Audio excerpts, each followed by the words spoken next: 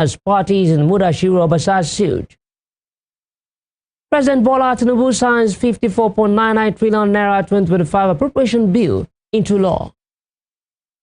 On the foreign scene, Donald Trump and Volodymyr Zelensky met at White House to discuss ending war in Ukraine. Good evening, this is News at 7 on Western Spring Television. My name is Okpayemuni. The Supreme Court has barred the Central Bank of Nigeria, CBN, and the Accountant General of the Federation and other agencies from releasing funds to the government of Rivers State until it purges itself of what court described as flagrant disobedience of court orders. In a judgment delivered by Justice Emmanuel Akomaye, the five-man panel of the court unanimously dismissed the cross-appeal filed by Governor Siminalayi Fubara, challenging the validity of the House of Assembly presided over by Martin Awule as the Speaker, ordering Amawule to resume sitting immediately with other elected members of the Rivers State House of Assembly. The court held that it is an aberration for Governor Fubara to have presented an appropriation bill before a four-man House of Assembly, thereby denying 28 constituencies of effective representation in flagrant violation of a court order mandating Fubara to represent the 2024 appropriation bill before a validly constituted assembly led by Amawule. The Apex Court further held that actions of Governor Fubara over the alleged defection of 28 members of the Rivers Assembly is an act of brigandage and dictatorship aimed at preventing the House from performing its legitimate functions under the speakership of Amawule. The court also held that the demolition of the Rivers State House of Assembly complex by Governor Fubara is an act bordering on the excessive use of executive might to frustrate the sitting of the Assembly led by Amawule. In another development, the local government election conducted on the 5th of October 2024 by the Rivers State Independent Electoral Commission has been declared invalid by the Supreme Court. In a judgment delivered by Justice Jamilu Tukur, the court declared the election invalid for grossly violating the Electoral Act. Reading the judgment, Justice Tukur said the action of the Rivers State Independent Electoral Commission is declared void for lack of substantial compliance to the Electoral Act and guidelines as the electoral body continued voter registration even after announcing an election date. The court held that processes leading to the conduct of a local government election were abridged in clear violation of Section 150 of the Electoral Act.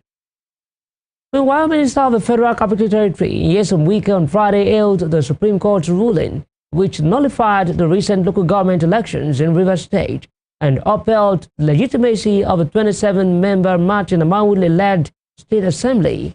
Speaking in Abuja after the judgment, Wike declared that the Apex Court's decision has effectively ended the reign of crisis in Rivers State.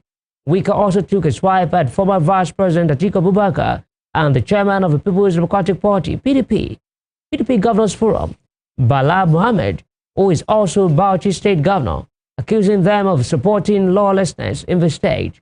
According to Wike, Governor Siminalayi Fubara has no choice but to fully comply with the Supreme Court's verdict, as it represents the final legal authority on the matter. The ruling marks a major development in the ongoing political crisis in Rivers State, reinforcing the authority of a Amawule-led assembly while nullifying the controversial local government elections. It's nothing like Amawule faction. What the Supreme Court said, the budget should be presented to the properly constituted assembly, which is the authentic leadership of the assembly led by Martin Chike Amawule. But first of all, let's give God the glory, let's give God the honor that today, in the 28th of February 2025, God has nothing to do it all for everybody, for the interest of the people of the state. I have always said that the Court of Justice is sluggish. but it will come when it will come. More than 15 months, 16 months, this matter has been laid to rest by the highest court of the land.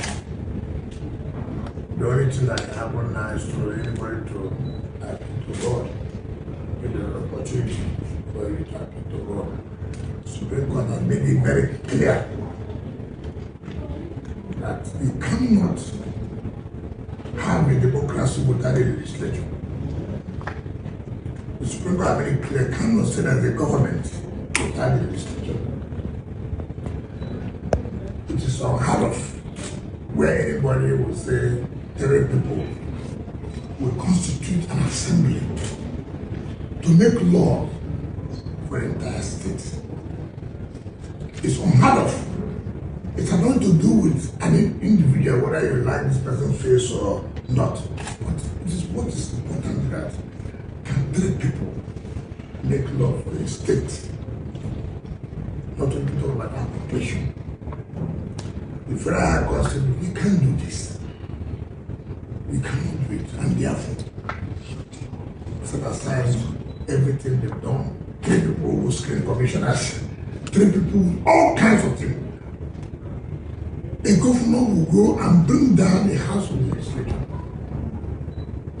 and will do as if nothing has happened. The arm of government, independent. However, the Rivers State government has stated that it is awaiting a comprehensive briefing on the implications of a Supreme Court's judgment regarding state allocation and local government administration. In a statement on Friday, the Commissioner for Information, Joe Johnson, said the government will thoroughly assess the situation upon receiving detailed information before deciding on the next course of action in the best interest of the state and its residents. The Lagos High Court sitting in Ikeja has ordered that all members of the Lagos House of Assembly be joined as parties in the suit filed by ousted Speaker Mudashiru Obasa. Justice Yetunde Penero has also adjourned to March 7 to hear all pending applications in the matter. Obasa had approached the court to challenge his removal by at least 36 of his colleagues on January 13, 2025. In the application dated February 12, 2025, filed by his lawyers, Senior Advocate of Nigeria, Afolabi Fashanu, the claimant stated that he was removed from his position on January 13, 2025, by 36 lawmakers while he was out of the country.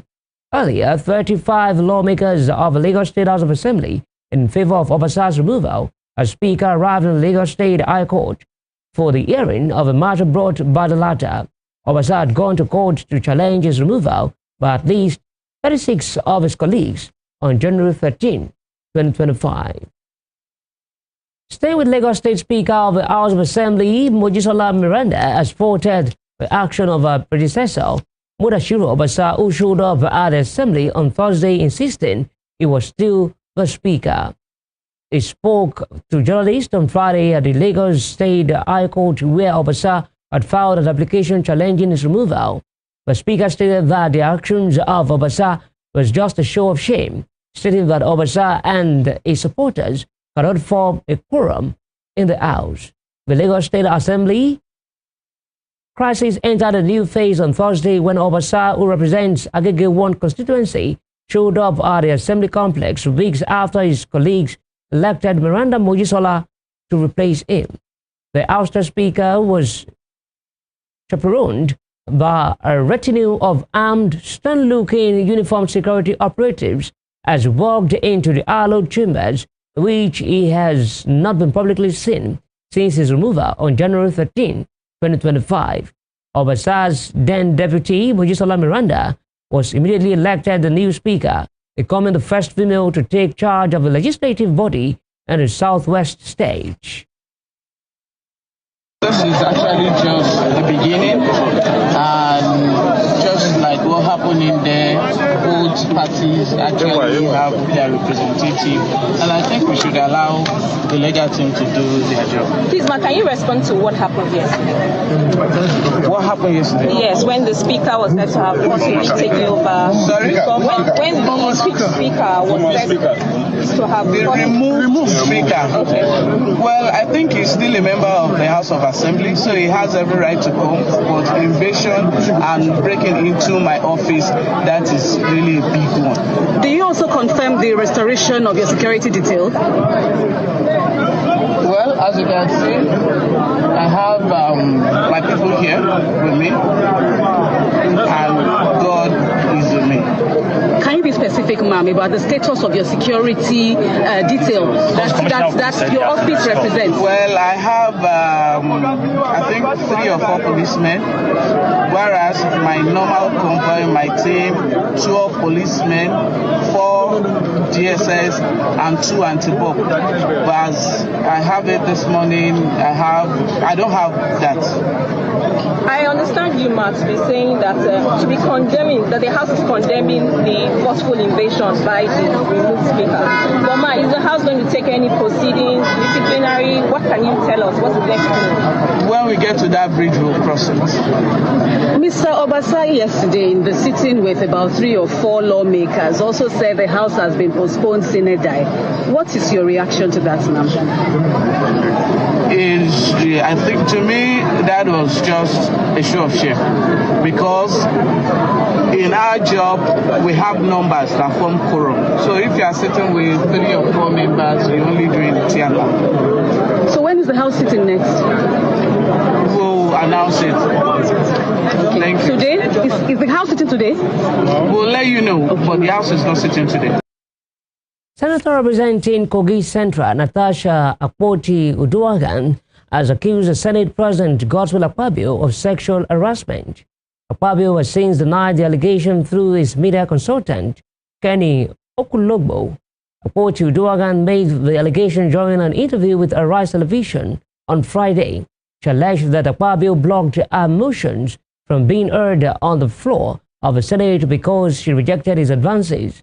The Kogi lawmaker added that by rejecting Akpabio's sexual advances, she was subjected to persistent harassment and malignment in his home in Uyo, the Akwa Ibom state capital, and his office. Looking further, Akpoti-Uduaghan said some senators had warned her to adhere to the seat change because it was a trap. While reacting to the allegation in an interview, the media consultant to the Senate President, Kenny Okulogbo, described the allegations as tissues of lies. Okulogbo stated that the Kogi lawmaker is angry because she was removed as the chairman of a Senate committee on local content. The lawmaker representing the Federal Capital Territory in the Senate, Ireti Kingibe, has berated our colleague representing Kogi Central Senatorial District, Natasha Akpoti-Uduaghan, over her outburst over the sitting reassignment in the Senate. The Kogi federal lawmaker recently sparked controversy when the Senate President, Godswill Akpabio, reallocated a seat. A reaction to the seating arrangement sparked drama in the Senate during plenary as the lawmaker refused to move to the new seat assigned to her. Natasha later raised her hand to speak but was denied recognition because she was not speaking from the seat assigned her. Angered by this, the Kogi lawmaker raised a voice in protest, accusing Akpabio of denying her privilege. Reacting to Natasha's claim about a sitting arrangement, Kingibe carpeted the Kogi senator, saying she does not follow the Senate rules. She added that the 3 other female senators have been silent about the sitting arrangement role because they do not want to say anything negative about Natasha. Kingibe stated that Natasha was not the only lawmaker whose seat was removed, disclosing that other lawmakers were affected by the sitting reassignment. President Bola Tinubu has signed the 54.99 trillion naira 2025 appropriation bill into law. The 2025 budget is 99.96% higher than the 2024 appropriation bill of 27.5 trillion naira. The bill was increased from the initial figure of 49.7 trillion naira the Nigerian leaders submitted. The National Assembly on February 13th approved the bill after a series of revisions. The Minister of Power, Adebayo Adelabu, has formally unveiled the Nigeria Integrated Electricity Policy in Abuja. According to a statement, the policy developed through a collaborative effort involving local and international stakeholders aimed to establish a sustainable and inclusive electricity sector in Nigeria. The unveiling, organized by the Federal Ministry of Power with support from the UK Foreign Commonwealth and Development Office through the United Kingdom Nigeria Infrastructure Advisory Facility, also saw the official presentation of the Nigeria Integrated Resource Plan 2024. The event was attended by ministers, members of the Interministerial Power Sector Group, donor partners, and private sector executives. According to the minister, the NIEB and NIRP 2024 represent critical milestones in Nigeria's electricity reform journey, demonstrating the country's commitment to evidence-based planning and sustainable energy development. The Nigerian Senate has been urged to hold Dangote Refinery accountable in the wake of the firm's reduction of premium motor spirit, also called petrol pump prices. An economist, Yose Ashida, said today on Western Spring Television's Morning Spring that Dangote's fuel selling for 825 naira per litre is only a marketing strategy aimed at driving off competition. Ashida pointed out that the billionaire Dangote is using the price drop to freeze out his competition, including the Nigerian National Petroleum Corporation Limited, NNPCL, and the Petroleum Products Retail Outlets Owners Association of Nigeria, Petroan. He also noted that there will be rise of stiff competition as independent investors will set up refineries to combat the Dangote monopoly in a few years. And we're making the point that the House must be able to, to try to find out the cost structure for Dangote Refinery. You understand? To find out, okay, how much is it that cost them to do these things? They are the Senate, they are the legislature, they have that right. Okay, every legislature all over the world have that right. So I've said this that refinery is perhaps the first of its kind in the world, or the best of its kind in the world. Okay, that it is possible for that refinery to sell at 250 naira. How? Yes, no, it is.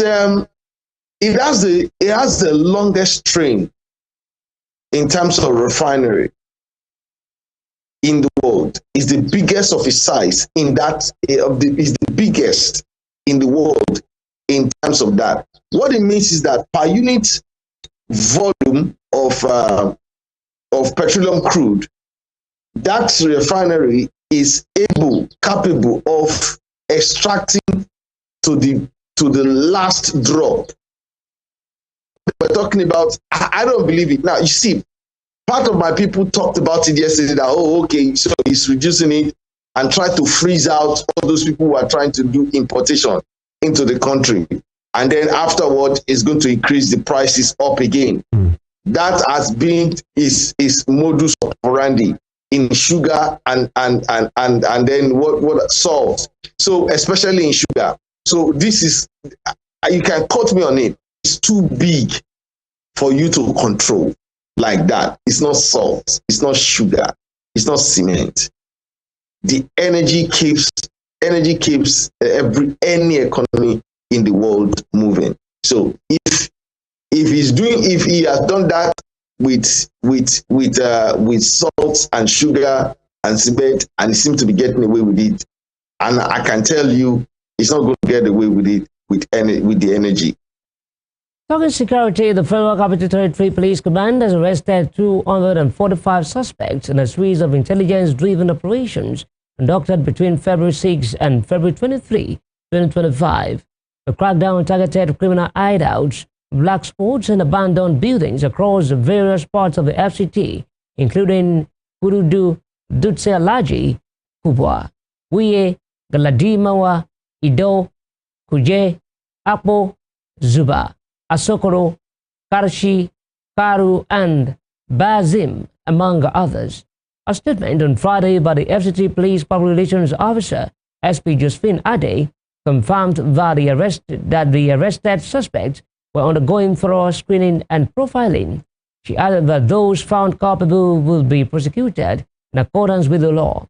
During the operations, the police recovered a large quantity of dried leaves suspected to be marijuana, 3 axes and 3 machetes commonly used in violent crimes, 6 small tubes of glue, 5 handmade bongs linked to substance abuse, 8 pairs of scissors, 5 ID cards, several small transparent plastic containers, and various pills suspected to be illicit substances.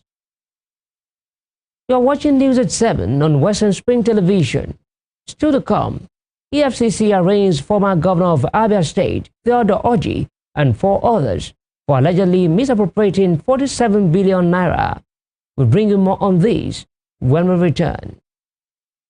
The Accountant General of the Federation and other agencies from releasing funds to the government of Rivers State until it purges itself of what the court described as flagrant disobedience to court orders. The Lagos High Court sitting in Ikeja has ordered that all members of the Lagos House of Assembly be joined as parties in the suit filed by our State Speaker, Mudashiru Obasa. President Bola Tinubu has signed the 54.99 trillion naira 2025 appropriation bill into law. On the foreign scene, United States President Donald Trump and his Ukrainian counterpart, Volodymyr Zelensky, are meeting at the White House to discuss how to end the war in Ukraine. Moving on, the Economic and Financial Crimes Commission, EFCC, on Friday arraigned a former governor of Abia State, Theodore Orji, and 4 others at the Abia State High Court for allegedly misappropriating about 47 billion naira. Apart from the former governor, the other 4 defendants are his son, Chidedum Orji, a former commissioner of finance for Abia State, Philip Nto, a government contractor, Obel Making, and the former director of finance for Abia State, Romaz Madu. They were all arraigned before the chief judge, Justice Lillian Abai, on a 16-count charge bordering on conspiracy to steal and convert billions of naira meant for various government programs. Specifically, they are accused of misappropriating 22.5 billion naira allocated for security votes from 2011 to 2015, stealing 13 billion naira from a loan facility granted by Diamond Bank, illegal conversion of 12 billion naira from the Paris Club Fund, among others. At the start of the proceedings, lead prosecutor Kemi Pinero requested that the court registrar read the charges to the defendants to allow them to enter the pleas. Meanwhile, all 5 defendants pleaded not guilty to the charges. In a ruling, Justice Abai granted the defendants bail before adjourning to June 18th and 19th, 2025 for trial. In Edo State Ministry of Mining, in conjunction with the Federal Ministry of Solid Minerals Development, has shut down 2 illegal mining sites in the state. This was disclosed on Friday in a press statement released by the Public Relations Officer of the Edo State Ministry of Mining, Grace Owakena. According to the statement, the sites in Erua community near El in Edo South and Iroquois community in Edo Central were shut down on Wednesday after an inspection. The sites were also found to be operating without proper licenses and in blatant disregard for environmental regulations and mining ethics. The inspection team, led by the Edo State Commissioner for Mining, Andrew Ijegbai, discovered shocking evidence of environmental degradation and life-threatening activities in the areas. Ijegbai, who expressed shock at the findings, condemned the illegal mining operations and reaffirmed the state's commitment to eradicating unlawful activities